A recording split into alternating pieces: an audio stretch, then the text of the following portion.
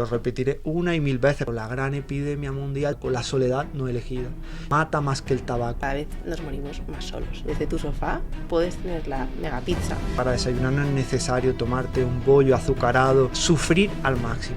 Porque este amor por la persona y por la fisiología. Alzheimer, Parkinson. Tú entrenas un rato en la esterilla, en el campo, lo que sea. Es que luego te lo llevas a tu vida. Tiene que ver una mitocondria con la microbiota. Una actividad física intensa puede, digamos, mermar los efectos de un... Bienvenido, Antonio, a nuestro espacio presencial en el podcast Por Fin. Sí, bienvenido, muchísimas gracias. Yo estoy aquí, además, este sitio tan bonito, con gente muy bonita, o sea, encantadísimo de estar aquí contigo, Rocío. Estábamos charlando antes, ¿no? Como Antonio ya es la segunda vez que pasa por el podcast, ¿no? El primer podcast lo hicimos online y esto ya como que no tiene nada que ver, ¿no? Sí. Un poco fue también por motivo de tu primer libro, ¿no? Hijos de la Adversidad, y ahora ya a raíz de sacar tu segundo, digo, es que sí o sí, en una escapada que tiene Antonio a Madrid, tiene que pasarse por aquí. Así que aquí tenemos tu segundo libro y vamos a desgranarlo, pero bien, ¿no? Sí, esta era la excusa para conocernos en persona. Totalmente. Y yo siempre, Antonio, como que cuando traemos a invitados al podcast, ¿no? Y cuando, pues, con mucho mimo seleccionamos las entrevistas, yo siempre lo digo, ¿no? A mí me interesa mucho el conocimiento de la persona, pero me interesa más el corazón de la persona. Y yo eres de esas personas que siento que te conozco, aunque te haya puesto por primera vez hoy cara, siento que te conozco por todo lo que escucho de ti, pero sobre todo por cómo transmites, ¿no? Y por la humildad, con todo ese cocazo y esa, pues, acumulación de conocimiento, ¿no? Sobre fisiología del cuerpo y sobre un montón de cosas, la humildad con la que compartes todo. Y a mí esto, pues lo tenía que decir, porque me admira mucho en alguien, ¿no? Ya sabes que la admiración es mutua y a mí una de las cosas que más me ha gustado de meterme mucho con la neurociencia y de investigar y de ver ese tema de las ondas cerebrales, ¿no? Que ves como nuestras neuronas vibran, que no es algo, cuando hablamos de las vibraciones, no es algo que podamos decir New Age, y cuando ves que es cierto, ¿no? Que las personas que sus cerebros vibran en consonancia se llevan bien, aquí no hay duda que tú y yo, si nos hicieran un escáner cerebral, seguro que vibrábamos igual, vamos. Y Antonio y yo, la primera pregunta que quiero hacerte es, porque al final cuando uno se dedica a algo, ¿no? Y sobre todo que tiene que ver con la salud, muchas veces detrás de ese estudio hay como una historia también muy personal, ¿no? De por qué hago lo que hago.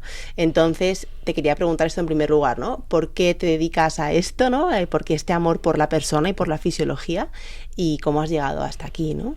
Pues mira, si me remonto al principio del principio, ¿no? Siempre dicen que para encontrar tu Ikigai tienes que buscar aquello que te hacía feliz de pequeño. Yo siempre he puesto, ¿no?, que mi momento inicial para empezar a divulgar fue mis problemas de salud y que desde ahí yo empecé, digamos, a buscar una búsqueda para mi curación y que lo que aprendí después lo comparto, pero en estos últimos años me he dado cuenta que esto viene de más allá, porque si yo pienso en lo que a mí me gustaba hacer cuando yo era pequeño, y te vas a reír porque vas a decir que claro, así estás donde estás. A mí había unos dibujos, una serie de dibujos que me flipaba, que era Érase una vez la vida, Es bestial. Érase una vez el cuerpo humano, y entonces a mí lo que más me gustaba en el mundo era ver esos dibujos y después contarle a todo el mundo lo que había visto. Pues sabes que una neurona funciona así, pues sabes que he visto qué tal, pues sabes que los glóbulos blancos. Entonces claro, si veo al Antonio pequeñito de 4, de 5 años, tiene toda la lógica que hoy tú y yo estamos aquí hablando. Total. Y Antonio, ¿en qué punto crees que está hoy la sociedad actual respecto a su salud? Pues mira, aquí puedo usar una frase que no es mía, que es de E.O. Wilson, que creo que explica muy bien el paradigma de la sociedad actual. Y E.O. Wilson decía que tenemos cerebros paleolíticos, también podríamos decir genética paleolítica, en un mundo tecnológico gobernado por unas instituciones medievales. Y creo que eso explica dónde estamos. Es decir, nosotros tenemos una genética que nunca se va a adaptar al contexto de la vida tóxica moderna que vivimos. Nuestro cerebro está preparado para la adversidad, para la carencia de alimento, para el contacto persona a persona, para el ejercicio físico. Y la sociedad que estamos es totalmente contraria a eso. Si después las políticas públicas van solo a tratar la consecuencia, a tapar el síntoma y no ir a esa, digamos, a esa consecuencia y a esa causa, pues tenemos un problema, porque el contexto pesa mucho.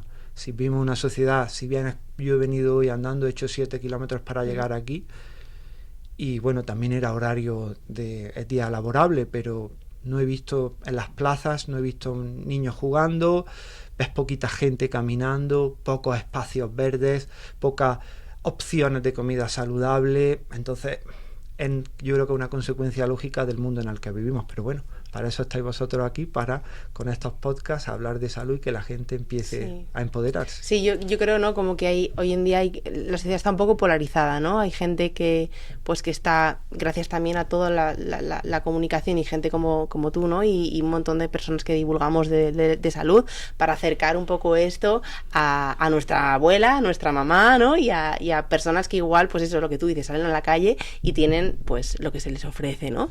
Entonces como que hay gente que está ya un poco, pues está muy concienciada con su estilo de vida, con tal, y luego está en otro extremo también, pues que tiene que ver mucho con la educación que nos da, ¿no? O con la falta de recursos. Hay zonas también que no llegan a esto, o sea, como que ahí hay una polarización gorda, ¿no? De dos perfiles, diría yo, ¿no? Sí, yo lo que nos pasa también a nosotros, que pues estamos en nuestra burbuja total. Ahí está. Pues pensamos que toda la gente conoce conceptos básicos, tan básicos, pues como, no sé, que desayunar, que para desayunar no es necesario tomarte un bollo azucarado y un colacao con súper de azúcar con leche para nuestros hijos, o que el azúcar no es energía, o que no necesitas comer 5 veces al día, que el ejercicio físico no es... Hay todavía personas, Rocío, que piensan, que dicen, bueno, yo es que tampoco necesito hacer deporte porque no estoy gordo, no estoy gorda, y es... Sí.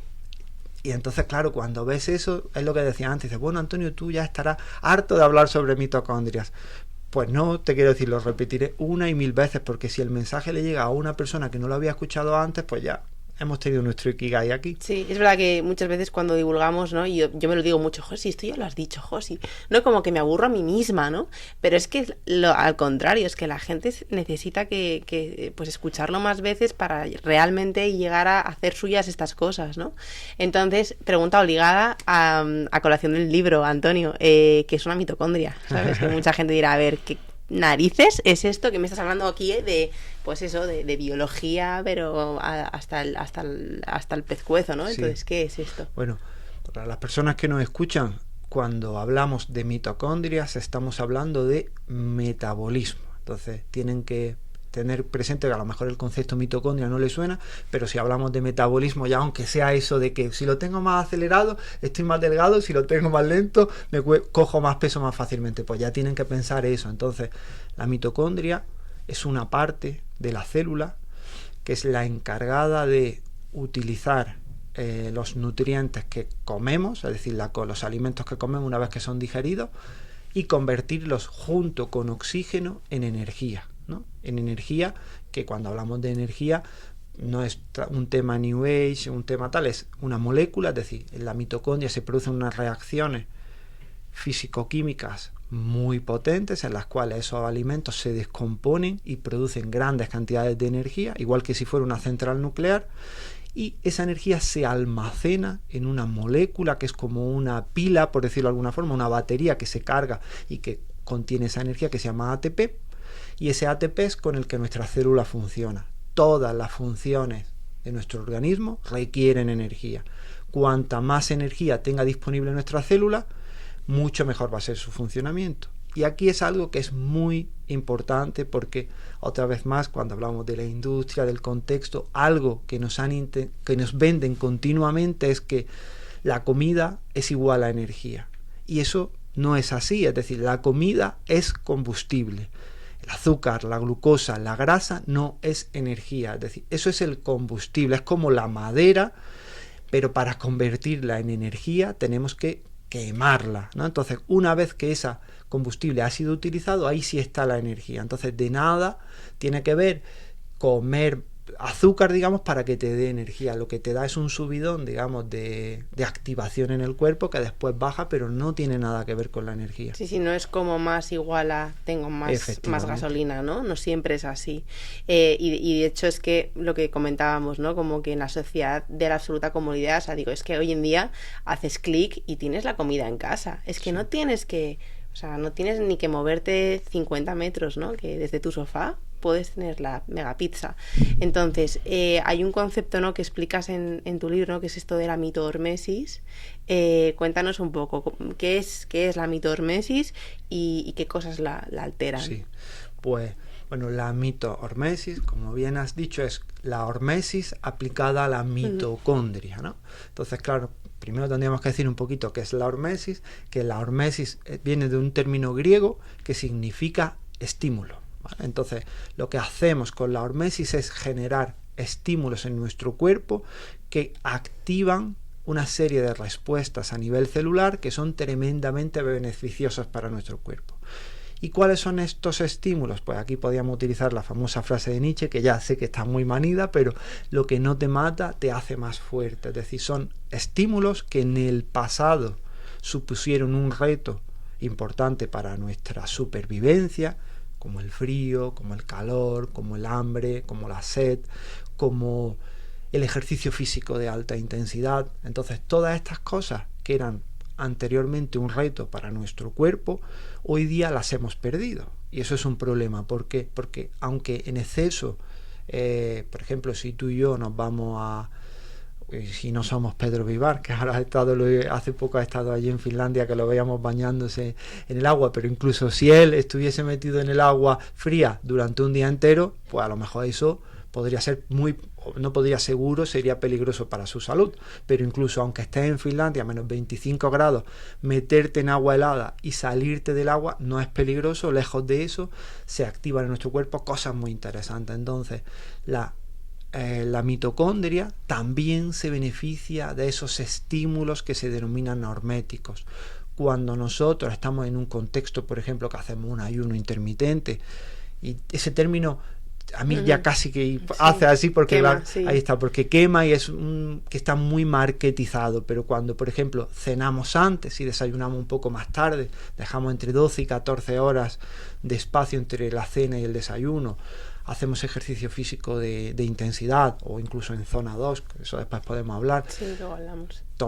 Nos retamos con frío, nos damos, por ejemplo, una sauna, un baño caliente, nos bañamos con agua fría, hacemos ejercicio, como hemos dicho, de alta intensidad. Todo esto genera en la mitocondria una serie de estímulos que hacen que la mitocondria primero produzca sustancias que la van a fortalecer, pero después se activa. Es decir, como la mitocondria nota que son estímulos a los cuales necesitamos energía, ¿no? Pues para termorregular, para tal, la mitocondria se activa y toda su maquinaria, porque el funcionamiento de la mitocondria es muy, muy, muy complejo.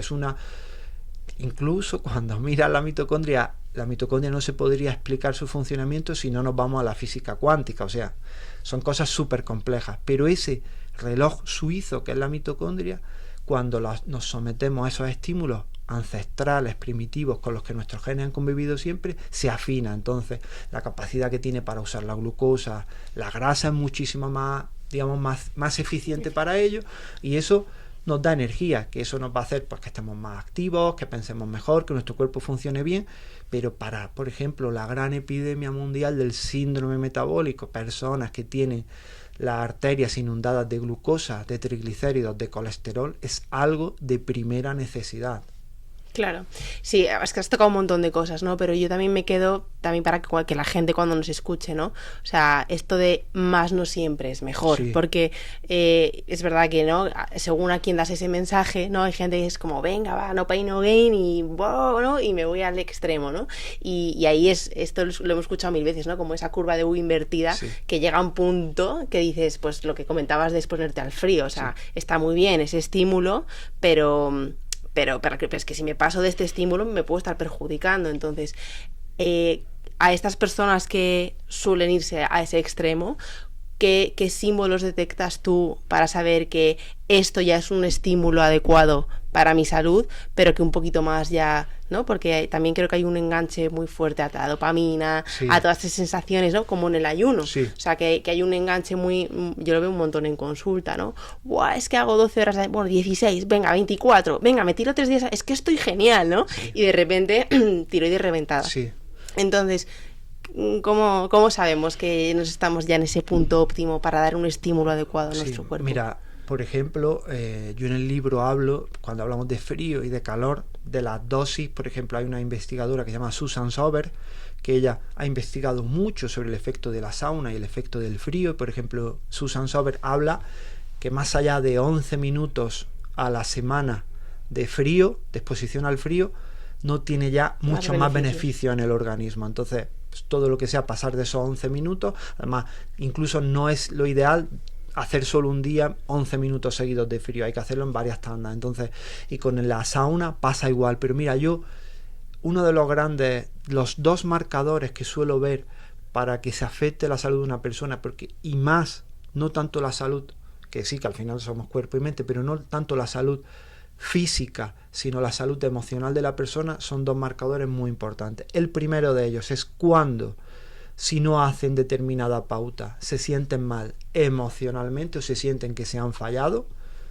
Y el segundo, cuando asocian su identidad a sus hábitos, que en un principio es bueno, pero o más allá de que asociar tu identidad a los hábitos que tienes, moralizar los hábitos que tienes. Es decir, pensar que eres mejor por hacer más deporte o por darte X baños de agua fría no, te quiero decir, podrás estar más sano, pero la validez de ti como persona no depende ni incluso de tu salud. Hay personas que tienen una salud pésima porque tienen otras prioridades vitales y son personas que valen muchísimo. Entonces, yo creo que ahí sería ese punto. Qué bueno este mensaje, ¿eh?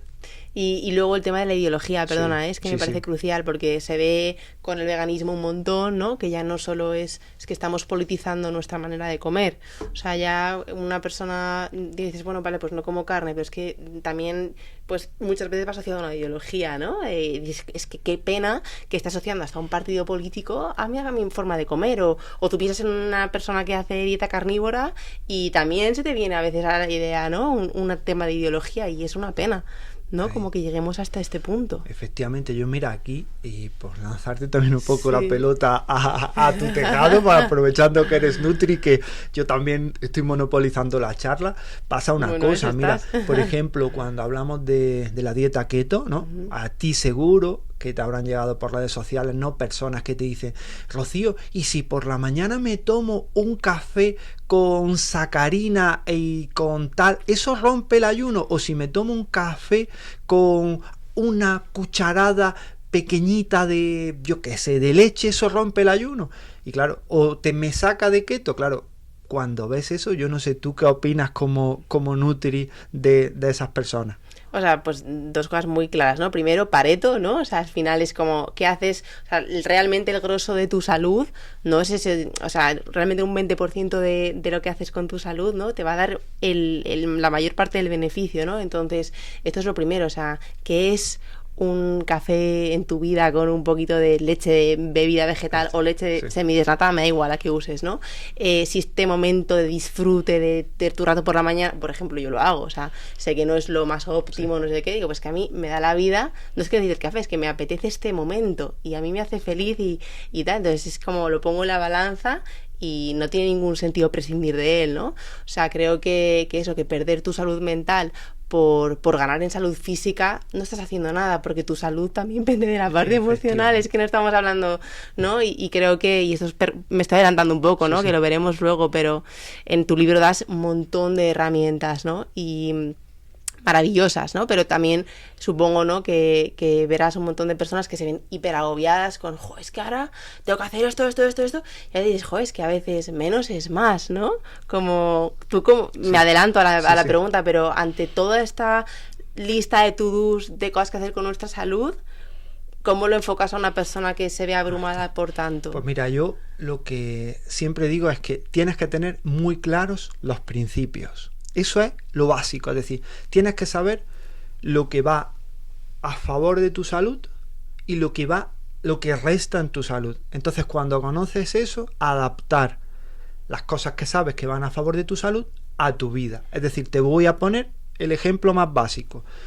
Yo voy a tener, cuando termine el día, voy a haber grabado dos podcasts presenciales, voy a hacer una presentación de un libro y por la noche voy a tener un programa en directo.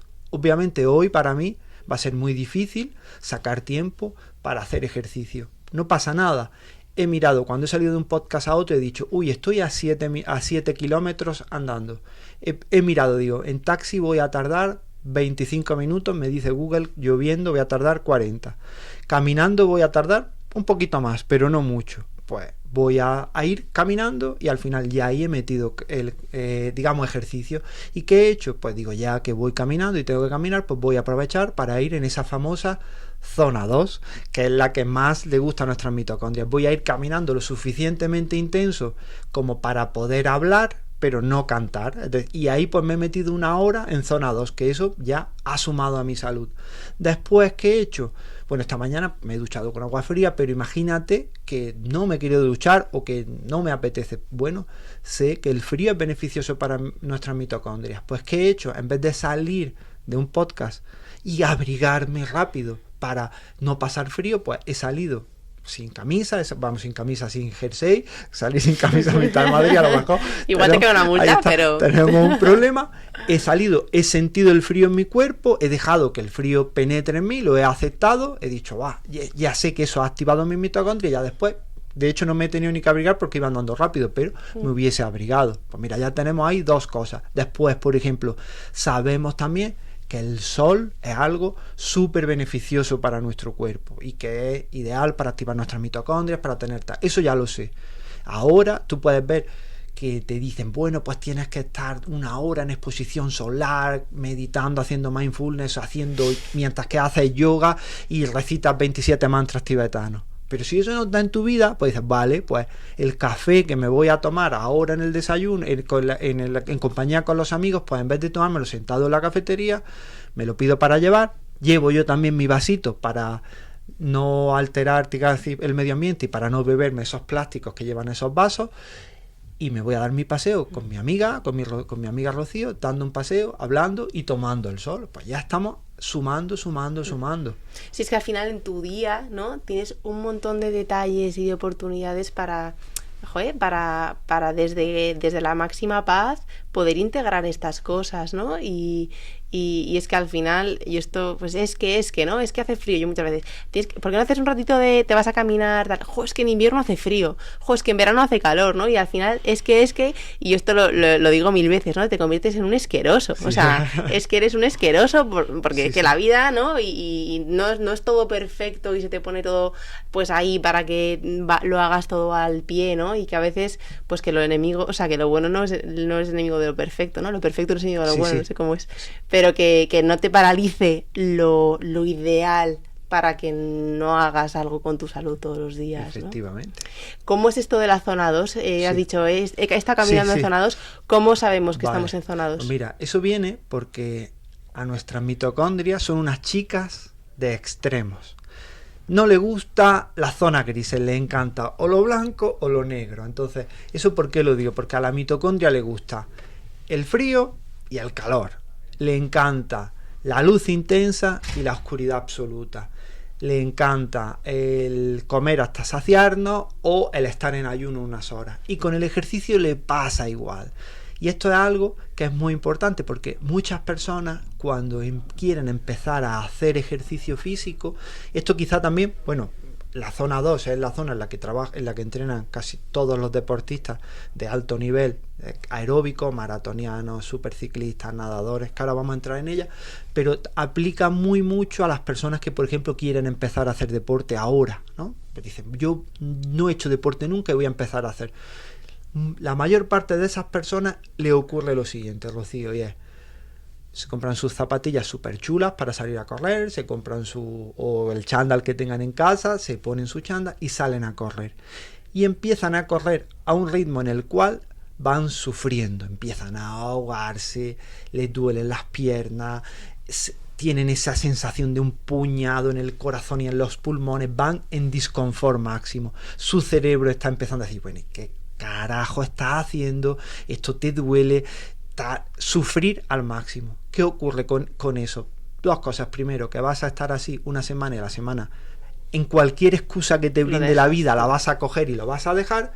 Y lo segundo es que la adaptación metabólica va a ser mucho más difícil, porque aunque suene contraintuitivo, es mucho mejor lo que se conoce en ejercicio en entrenamiento, deporte polarizado, el entrenamiento polarizado. ¿Y qué es? Es tener un gran volumen de tu día, de tu entreno, de tu ejercicio en zona 2, que la zona 2 es una zona de intensidad media baja, que es en la cual la mitocondria funciona de una forma más cómoda, es capaz de usar la mayor cantidad de oxígeno, porque eso es también algo muy importante. Hemos dicho que las mitocondrias para funcionar necesitan oxígeno, y en esa zona es en la zona en la que entrenas a tu cuerpo a quemar grasa. Entonces, claro, es una zona muy interesante para rehabilitación metabólica de las personas. Y esa zona es la zona, bueno, si ves en el libro, pues tenemos gráficas de intensidad, de pulsaciones, de tal. Eso está genial. Y lo puedes hacer, y después con un pulsioxímetro, vamos, por un pulsómetro de los normalitos. ¿Cuántas pulsaciones más o menos estaríamos hablando de zona 2? Pues mira, estamos hablando, para que no nos calentemos la cabeza, para que se quede el mensaje potente para las personas, yo les diría que se olviden ahora de pulsaciones, ¿vale? Y que vayan a lo importante, porque hay una manera que es sensacional para saber que estás en zona 2, y es la intensidad suficiente de ejercicio físico en la que tú puedes hablar, pero no puedes cantar.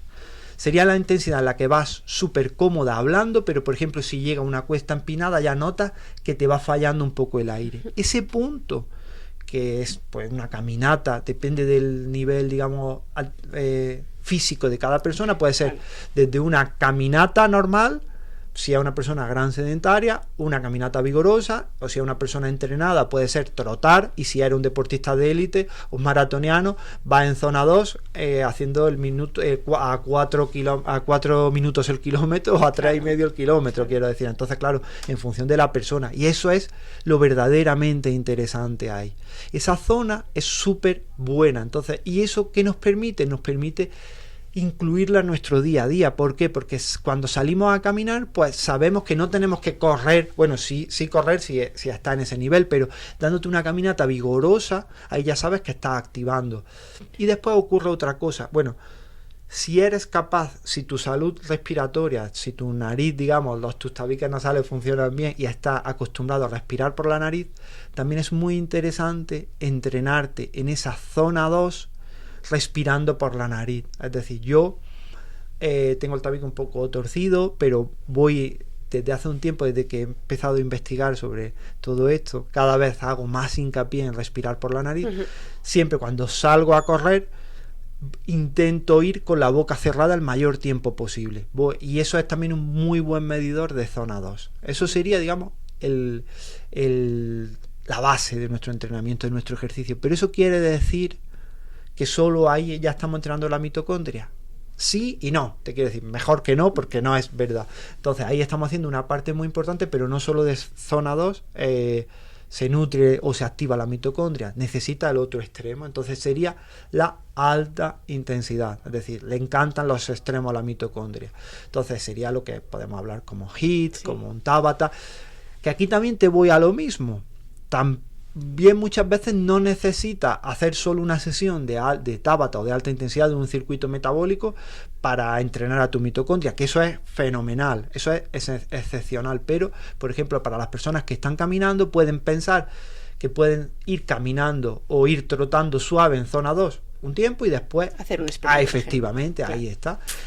Y durante el día también la alta intensidad mejora nuestra mitocondria. Es decir, algo que a las mitocondrias les encantan son los snacks de movimiento, que cada hora sería lo ideal parar de hacer lo que estemos haciendo y hacer un sprint en el sitio, unas flexiones, unas sentadillas rápidas.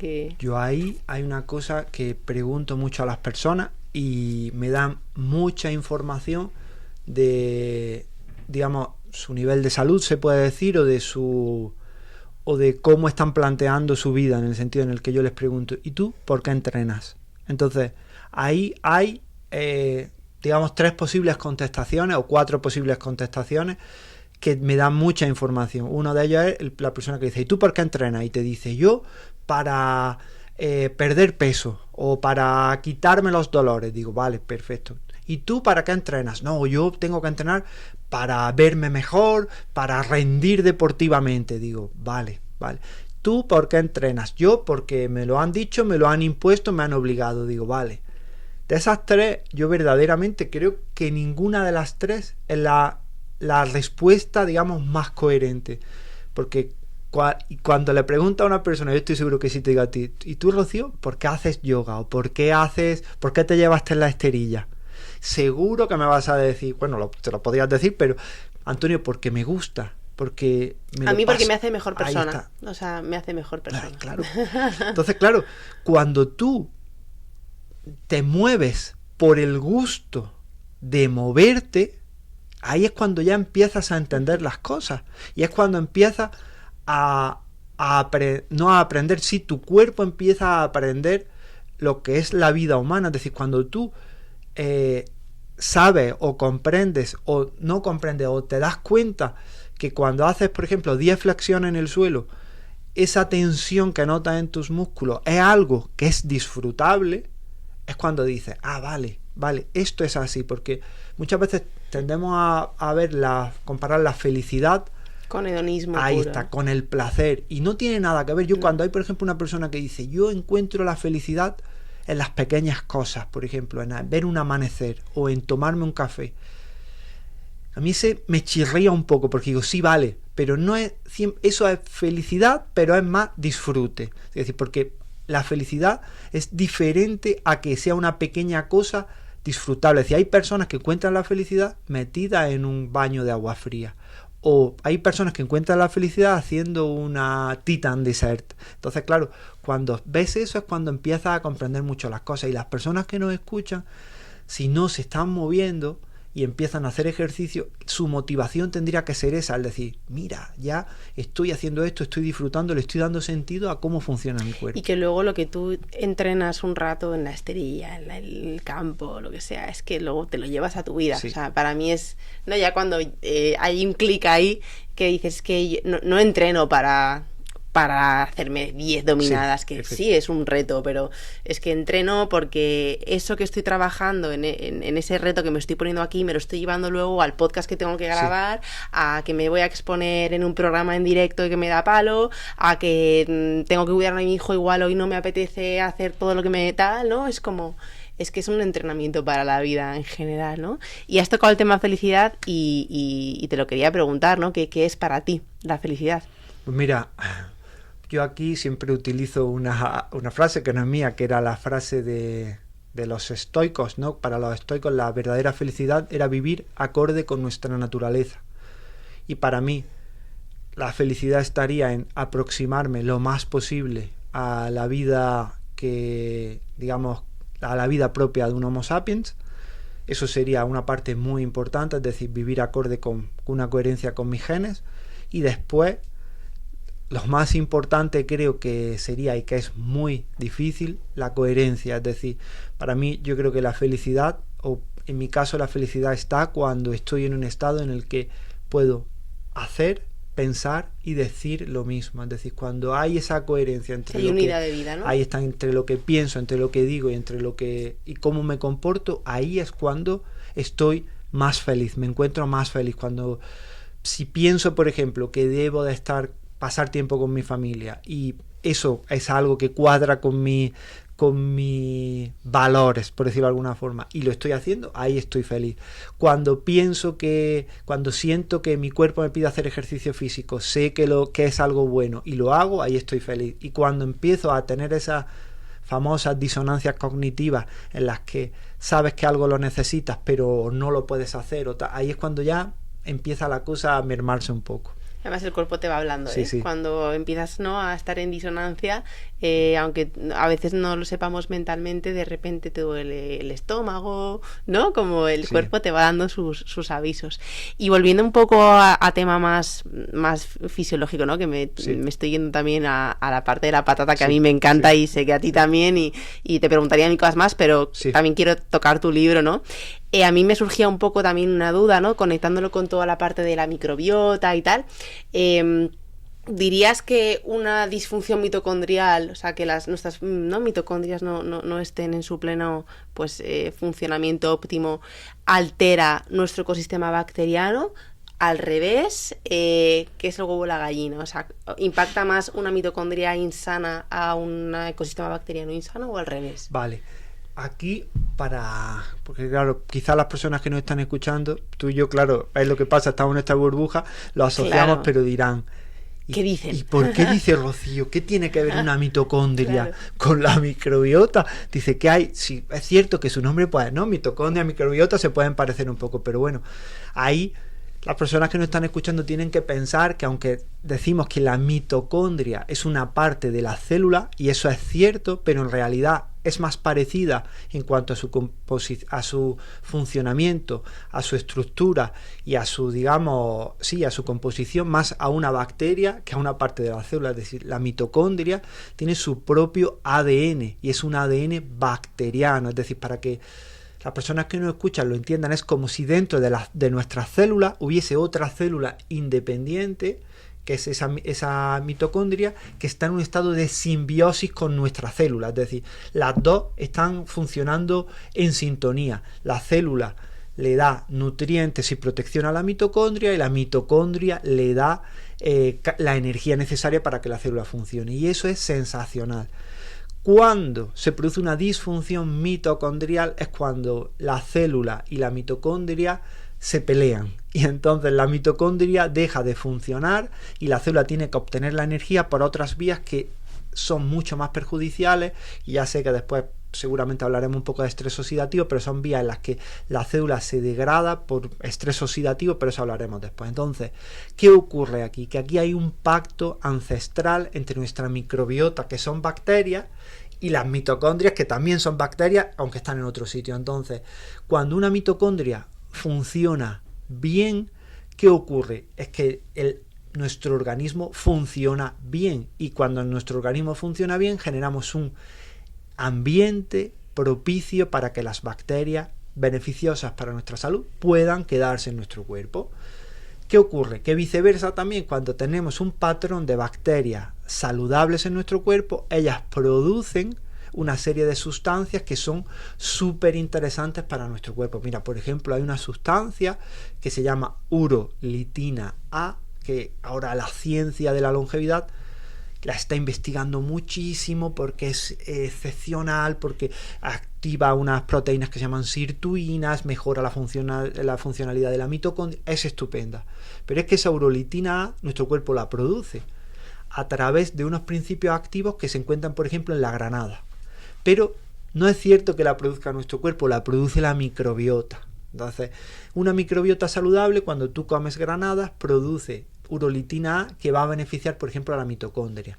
Cuando tú comes zumo o bebes un zumo de remolacha, esos nitratos que tomas con ese zumo de remolacha, va a haber unas bacterias que los cogen y los convierten en óxido nítrico, que va a mejorar a nuestra mitocondria. Las bacterias beneficiosas producen butirato, que va a sanar a nuestras mitocondrias. Entonces es muy difícil decirte si es uno, ahí está otro, pero sabemos que lo que le viene bien a uno le viene bien a la otra y viceversa. Entonces es muy importante. Quizás sí es cierto que si yo tuviese que primar, ¿no? Si tuviese que decir, bueno, Antonio, pero es que al final da igual, porque es que van a ser lo mismo, te quiero decir, pero si tuviese que primar, sí optaría primero por sanar nuestra mitocondria y después enfocarme más en la microbiota, porque con una disbiosis, pues aunque tu salud se resiente seriamente, pero quizá tu vida, y esto no quiero preocupar a la gente, está en menos riesgo. Pero es que cuando hablamos de disfunción mitocondrial severa, hablamos de colesterol elevado, triglicéridos elevados, glucosa elevada, hipertensión arterial elevada, y todo eso estamos hablando que tenemos el caldo de cultivo para que nuestro corazón falle. Entonces, total. No, y luego una cosa que has dicho al principio, ¿no? Si al final estamos hablando de energía, tú para sanar tu microbiota, pues tienes que adoptar un montón de cambios, ¿no? En tu estilo de vida, y si no tienes la energía, porque tus mitocondrias no están en correcto funcionamiento, no, o sea, una persona sin energía no puede afrontar cambios en su vida, ¿no? Entonces tiene todo el sentido que digas, venga, voy a meterme a tope a sanar mis mitocondrias, ¿no? Y luego supongo que lo que haces para sanar tus mitocondrias también están sanando tu ecosistema bacteriano, ¿no? O sea, al final va todo a una, ¿no? Y Antonio, como una persona que nos está escuchando, ¿no?, de la calle, empieza a ser consciente de que sus mitocondrias no están funcionando. ¿Cuáles son los primeros síntomas? Vale. Bueno, el primer síntoma sería el cansancio, ¿no? Personas que están cansadas, que se encuentran fatigadas. Eso ya sabemos que ahí, si tenemos un nivel bajo de energía y la mitocondria es quien produce energía, pues ese sería el primer síntoma. La dificultad de concentración, lo que se llama la niebla mental, todo esa capacidad de ir más lento, digamos, de pensamiento, ¿saben? Porque al final el tejido cerebral, la neurona, es la parte del organismo que más mitocondrias tiene, seguido del músculo. Eso sería otro, ¿no?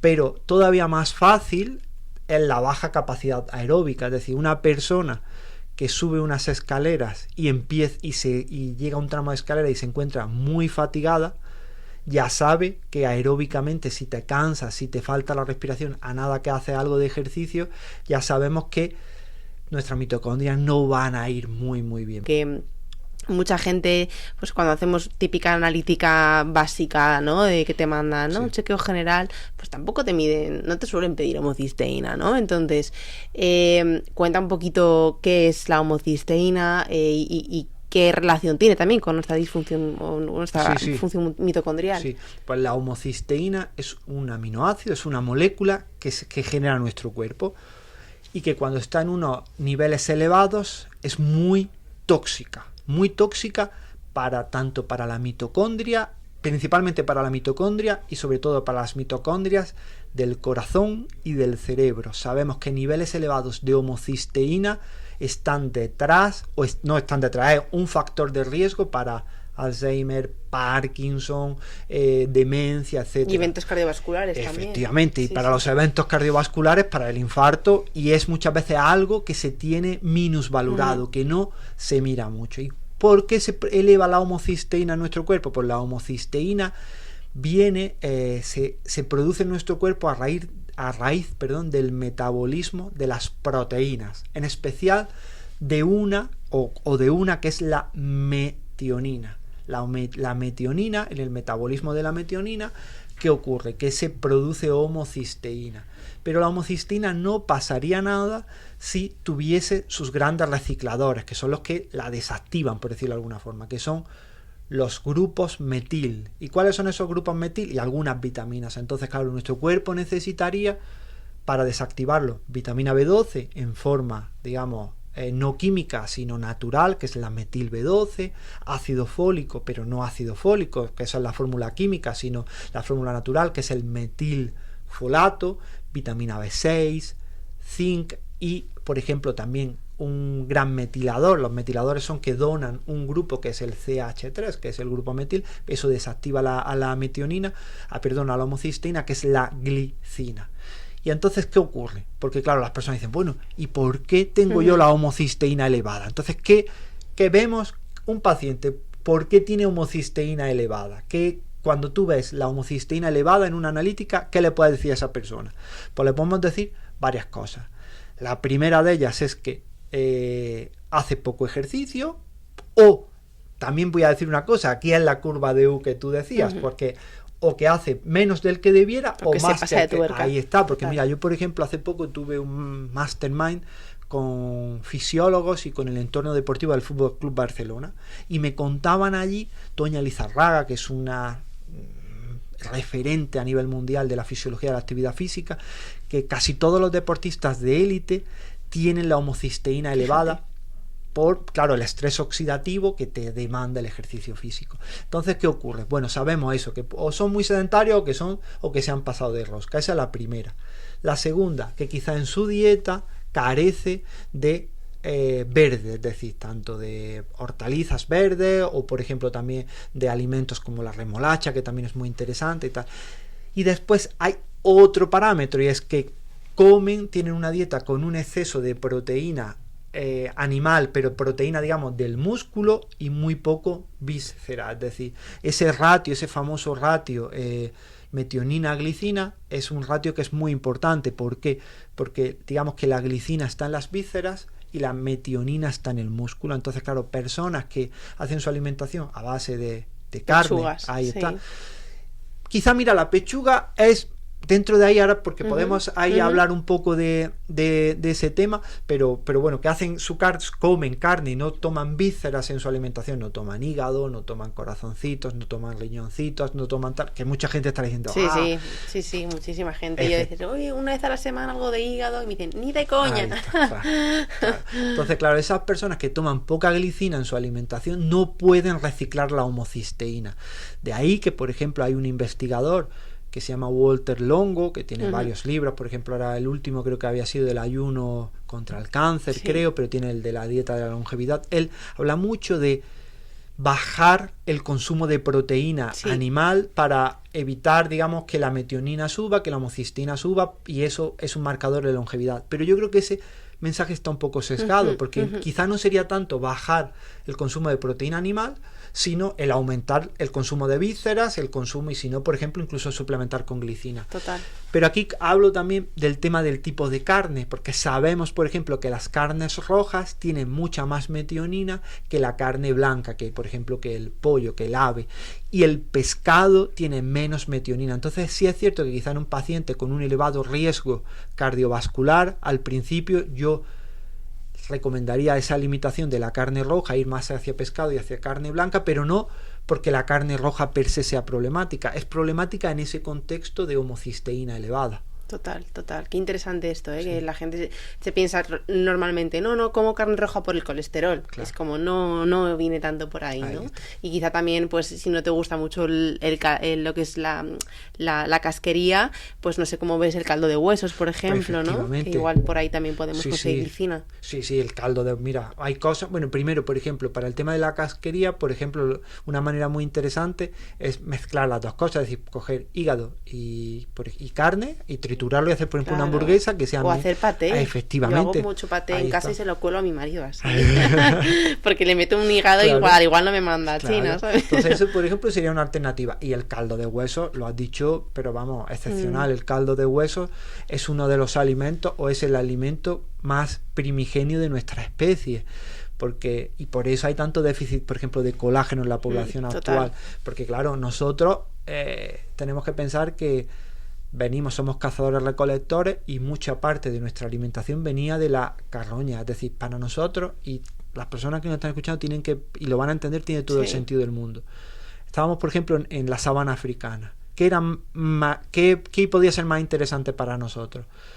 Buscar a un antílope y arriesgar nuestra vida para matar al antílope, con todo lo difícil que era eso, con todo tal, o a esperar que el antílope lo matara un león, que el león se lo comiera, que viniera el buitre y terminara, y que al final quedaran ahí unos huesos muy bonitos, y yo con esos huesos, esos huesos los cogiera, hiciera un caldo, o me comiera el hueso, pues claro, al final eso era mucho más seguro. Entonces, claro, nuestra dieta era muy alta en consumo de tuétano, de glicina, de todo ese colágeno, y el colágeno es una parte importante para reducir la homocisteína, por el contenido, por ejemplo, en glicina. Total. Nada más es que digo que no solo es bueno, sino que es que encima es muy barato. Si es que como nadie lo quiere, ¿no? Yo les digo, todos los huesos para mí. O sea, perfecto, ¿no? Y delicioso. Es que delicioso, un caldo de hueso y madre mía, eso te da la vida. Y Antonio, hemos pasado un poquito por encima del tema del estrés oxidativo, ¿no? Y sí que te quería preguntar, ¿no? ¿Cuál es el papel de los antioxidantes, ¿no? Porque hoy en día también se escucha mucho, ¿no? Pues yo me suplemento con glutatión, con y es como igual que antes, ¿no? Más antioxidantes siempre mejor, tiene más sentido darle al cuerpo el estímulo para que él mismo produzca los antioxidantes que necesita. ¿Cuál es tu opinión en este sentido? Vale, bien. ¿Qué es, primero, muy breve, qué es el estrés oxidativo? Vale. Pues cuando nosotros producimos energía, al producir energía lo que movemos son electrones, ni átomos siquiera. Entonces los electrones hacemos que muevan, que adquieran, digamos, velocidad, y con esa velocidad es lo que se genera, digamos, hay una energía que nuestro cuerpo aprovecha para capturarla y convertirla en ATP, ¿no? Entonces, el sitio ideal para hacer que esos electrones se muevan es la mitocondria. ¿Por qué? Porque la mitocondria tiene dos membranas súper resistentes, tiene dentro una serie de moléculas que permiten que esos electrones vayan a una velocidad increíble, por lo que se llama la cadena transportadora de electrones, produzcan una gran cantidad de energía y que el estrés oxidativo se quede dentro de la mitocondria, y ahí no hay problema. Pero hay veces que cuando las mitocondrias no funcionan bien, esos electrones, digamos, los aceleramos en medio del salón, digo del salón porque ahora lo van a entender, en medio de la célula. Y claro, ¿qué ocurre? Yo este es un ejemplo que he puesto muchas veces, es cuando si imaginamos nosotros que la mitocondria es una estufa que la utilizamos para calentar una habitación. Si nosotros calentamos dentro de la estufa, quemamos ahí dentro la madera, pues no va a pasar nada. ¿Por qué? Porque el humo se va a salir, está protegido, no hay problema. Si nosotros hacemos una hoguera a mitad del salón, va a haber humo, el fuego va a dañar la habitación. Eso es el estrés oxidativo. Entonces nuestro cuerpo, porque siempre, aunque la mitocondria sea genial, bueno, dentro de la mitocondria necesitamos antioxidantes, que lo que hacen los antioxidantes son que frenan a esos electrones desperdigados que se han salido y que pueden dañar a la estructura. Entonces los antioxidantes frenan a esos electrones.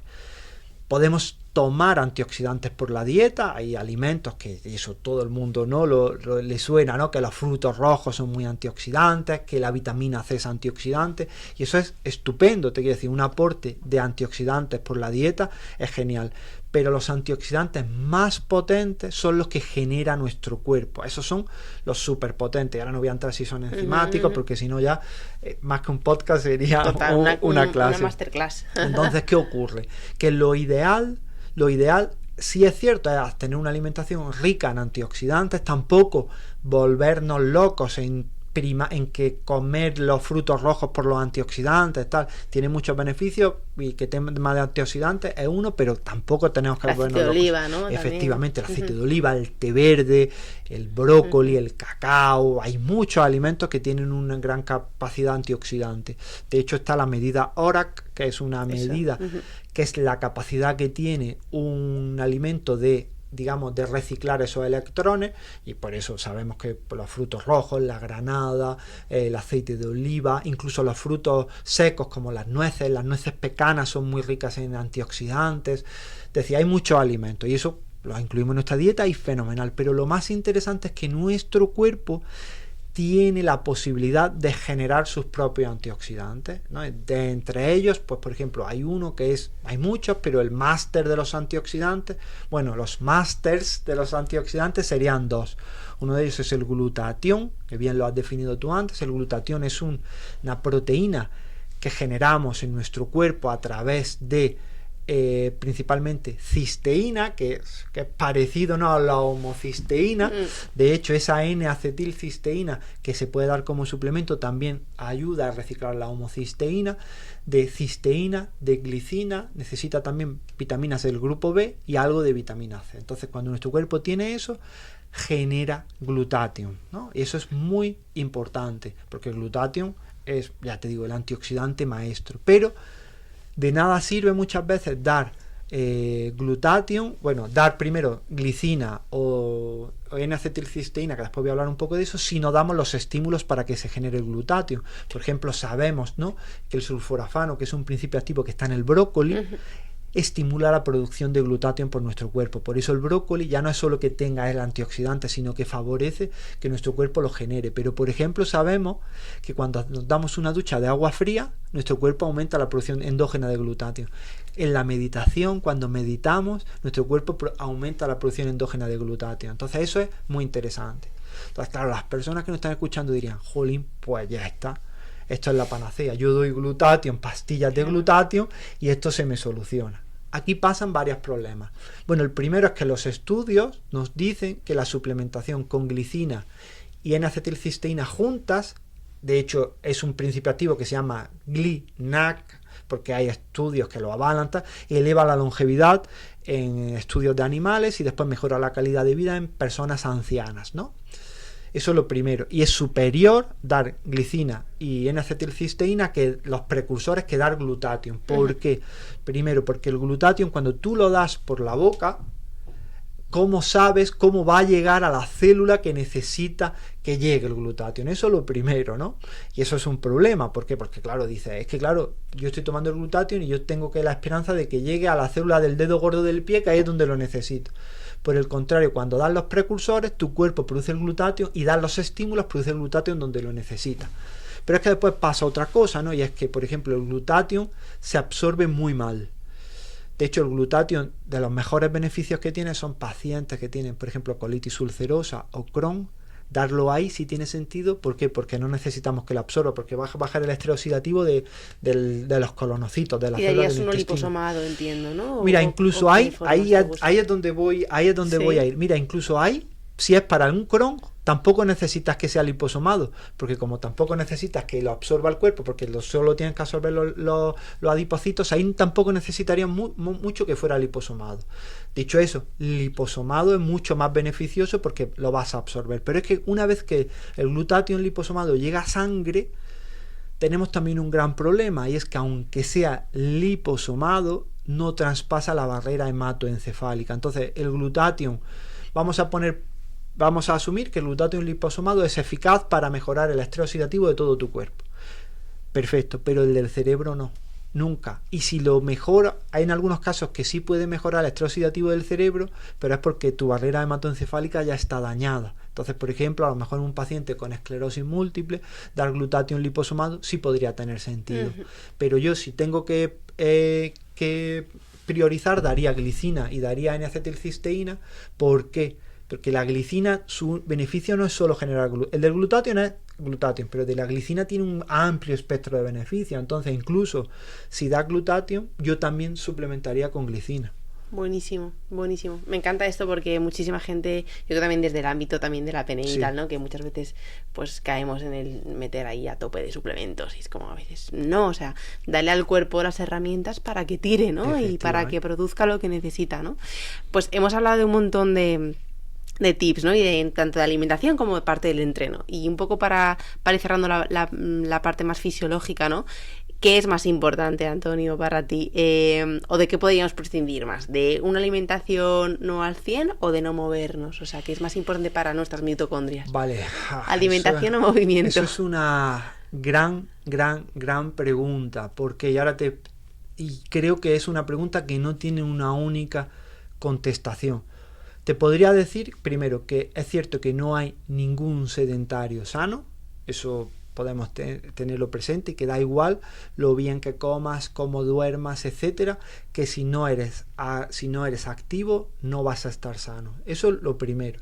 También es cierto que a un nivel de edad, un ejercicio físico, una persona que sea, o incluso aunque no sea a un nivel de edad, pero sí esto aplica sobre todo a las personas más jóvenes, una actividad física intensa puede, digamos, mermar los efectos de una mala dieta, ¿no? Esto sobre todo también lo vemos por ejemplo, en personas jóvenes, ¿no? Y en superdeportistas, ¿no? o en los superdeportistas, sí. Que pues, pueden, digamos, hay tal. Pero aquí ocurre una cosa, ¿no? Y es que a una determinada edad, es decir, cuando ya pasan los 40 años, por poner una fecha, aunque hagas mucho ejercicio físico, el cuerpo acusa mucho el tema de una dieta insana. Y aquí es donde tendría que poner y hacer ese hincapié para que las personas no entiendan. Es más fácil, ¿no?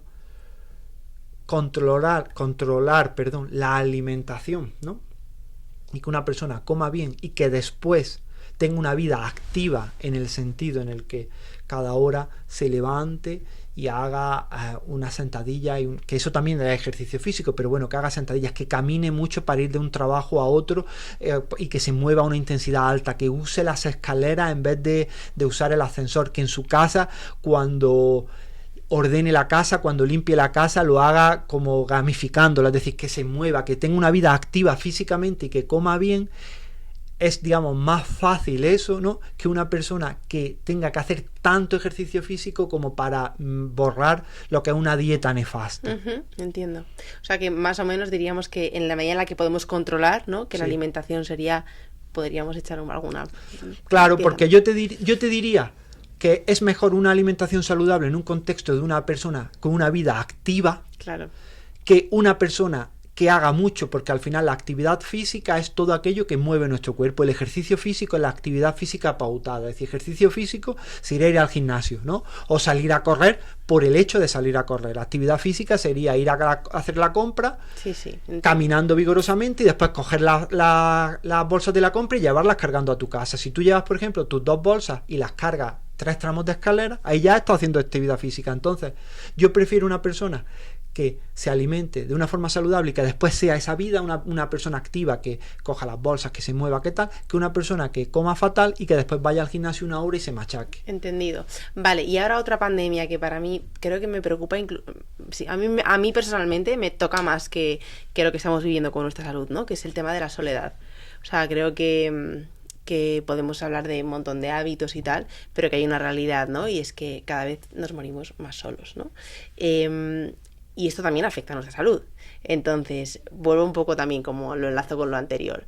Para ti, ¿qué tendría más peso, ¿no? Una persona que, me quedo con la alimentación, que come pues fenomenal, pero que está súper sola, o una persona que está muy sola, perdón, o una persona que está con gente, que vive en familia tal, y que pues no come bien. Vale. ¿Tú qué preferirías? ¿Vivir hasta los 100 años siendo una amargada o vivir hasta los 60 siendo una persona feliz? Hasta los 60, 100%. ¿No? Entonces creo Claro. que ahí primero ya lo hemos dicho, ¿no? Uh-huh. Creo que si no tienes un porqué para vivir, seguir sumando años a la vida, lo vemos, ¿no? Es algo muy triste y muy Total. duro, pero cuántas personas mayores nos vemos que dicen, ¿por qué el Señor ya no me lleva? Entonces creo que ahí yo pienso, te quiero decir, y creo y lo veo mucho, que muchas personas intentan llenar esos vacíos del ser con ejercicio, con actividad física, con comer, con suplementarse, con tal, y cuando muchas veces está en otro sitio, está en otra esfera diferente, que está dentro de la salud, pero está en otra esfera diferente. Y cuando hablamos de la soledad, ahí, y no es por corregirte, entiéndeme, ¿vale? No, pero puedes hacerlo. hay un parámetro que es muy importante cuando hablamos de la soledad. La soledad no elegida, ¿vale? Total. Porque hay personas que, por ejemplo, ¿no? Podemos ver el típico yogi, o el típico, no es tan típico, pero los famosos yogis del Tíbet, que ellos per se deciden exiliarse en una cueva y vivir solo durante X años y son súper felices, súper longevos y no tienen ningún problema. Thoreau, cuando se fue a la cabaña de Walden y estuvo 1 año o 2 años escribiendo, Michel de Montaigne cuando se encerró en su Sí, pero lo que tú dices tiene una fecha de caducidad. Pero ¿no? porque ellos eligieron Uh-huh. estar solos y después eligieron tener compañía. Eso es lo que verdaderamente mata más que el tabaco, la soledad no elegida. Y es algo muy, muy doloroso en el contexto en el que vivimos. Tú bien lo has dicho, yo creo que esa es la verdadera pandemia que tenemos. Total. Sí, yo creo, ¿no? Como has nombrado la parte de suplir carencias, o sea, cuando uno pues no tiene paz, ¿no? Sí. No tiene paz interior, de alguna forma pues intenta suplir esa carencia con otras cosas y por eso vemos gente adicta al azúcar, gente tan adicta, ¿no? a drogas, a sexo o al ejercicio. Si Sí. es que también en ese contexto, y nosotros que divulgamos de salud, también vemos la pata de como Sí. cuando la salud en exceso te puede enfermar también, ¿no? Claro, sí, evolutivamente nosotros somos seres sociales por naturaleza porque de la naturaleza dependía nuestra supervivencia. Las culturas ancestrales, la pena máxima no es la pena de muerte, es el exilio, porque eso te condena a una muerte lenta, larga y dolorosa. Entonces, claro, para nosotros, como ya decíamos, tenemos cuerpos del Paleolítico viviendo en estas sociedades modernas. Cuando nosotros nos sentimos solos, toda la bioquímica de nuestro cuerpo se orquesta en función a estar en un peligro vital. Entonces, claro, eso tiene un coste terrible para nuestro cuerpo. Total. Y ya un poco para ir cerrando, Sí. ¿no?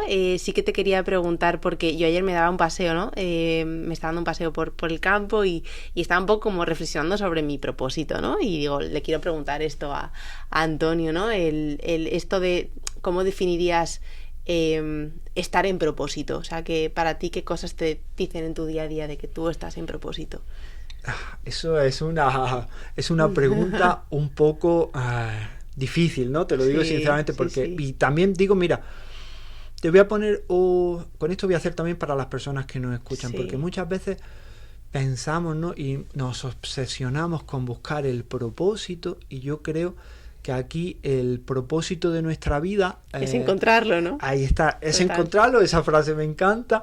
Y después también no existe un propósito si no está enfocado en los demás. Te quiero decir, yo creo que muchas veces el propósito vital nuestro sería hacer la vida a los que están a nuestro alrededor lo más fácil posible, en el sentido en el que si nosotros damos las gracias a las personas que nos hacen un favor, y ahora voy a entrar solo en un meloncillo, lo voy a abrir, lo voy a cerrar rápido. Si entramos en la gracia a las personas, si damos calidez a esas personas, si sonreímos, si facilitamos, si dejamos que una persona pase antes que tú, si somos personas humanas, ya eso per se ya es el propósito de nuestro día a día, es decir, hacer el día lo mejor posible para las personas que nos rodean.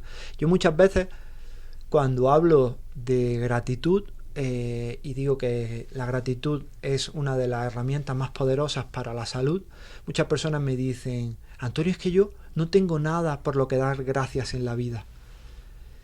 Y yo digo, vale, eso tendríamos que discutirlo mucho, y tendríamos que ver, y seguro que hay muchas cosas por las que te tienes que sentir agradecido o agradecida, pero ¿y qué hay de lo otro?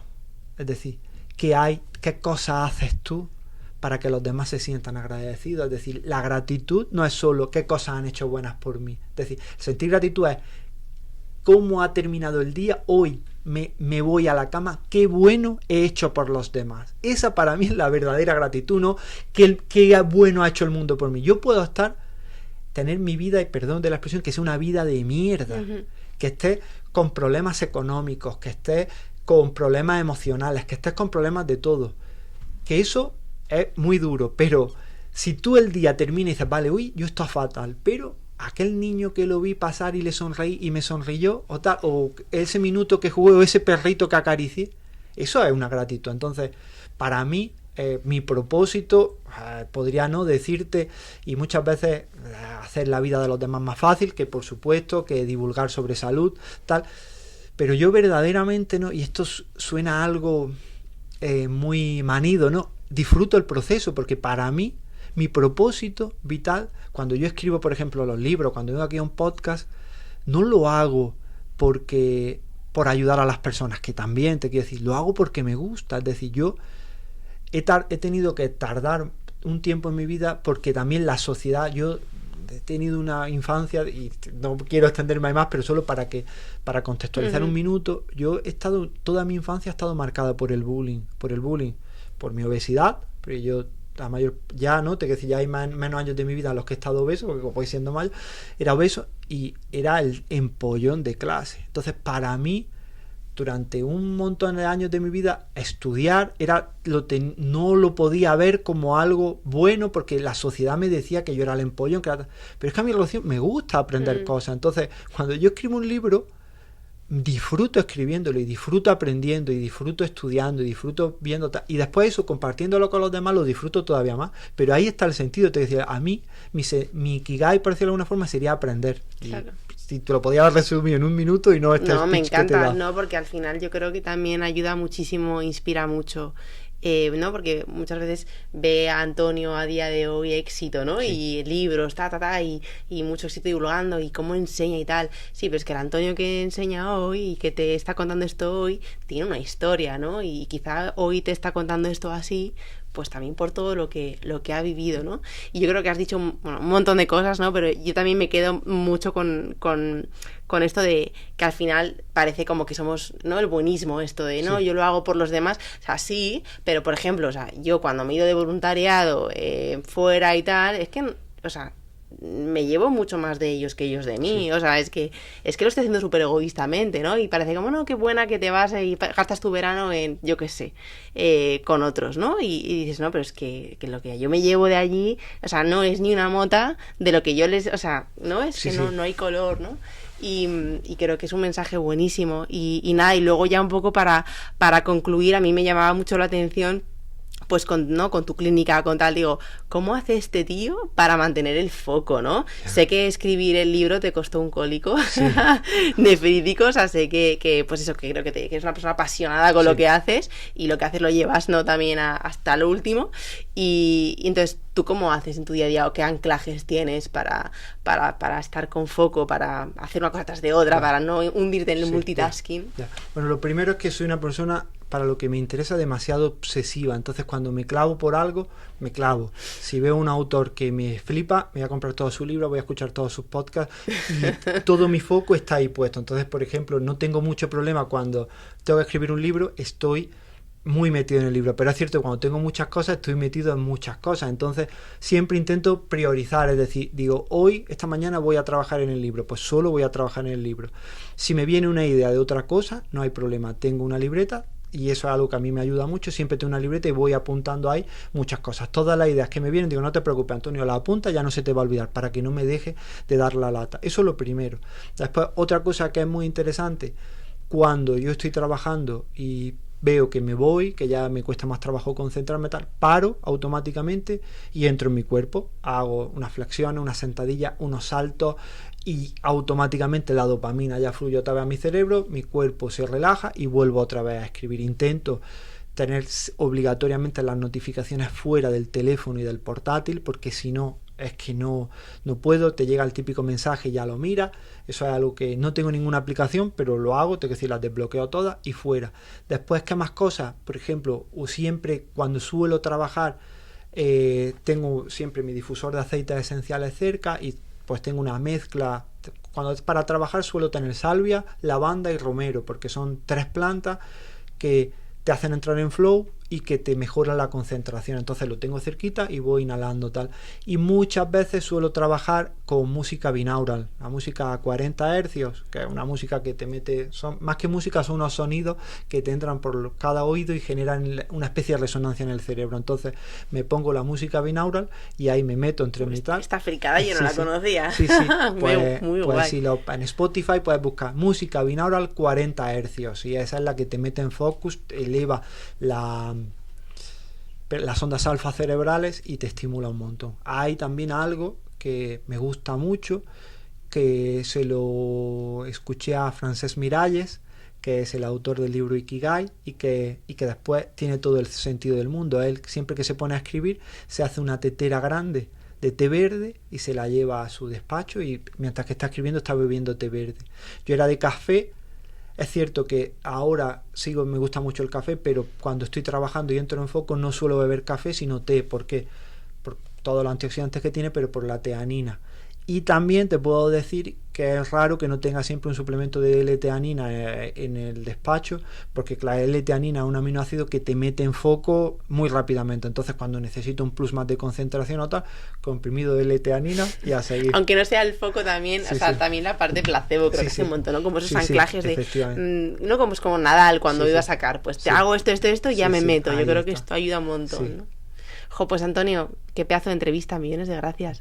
Pedazo, porque creo que como siempre, allá donde voy va a ser la más larga de todas. Yo decía, hoy no va a ser tan larga, mentira. Lo sabía. Perdonadme si las personas han llegado hasta aquí, pues yo súper contento y súper agradecido por estar charlando contigo. Y si han llegado hasta aquí, que nos den a like, y si les haga súper flipado, que se suscriban, y también que compren tu libro, que es una pasada. Eso, y muchas cosas de B-Level. Gracias, Antonio. Gracias a ti.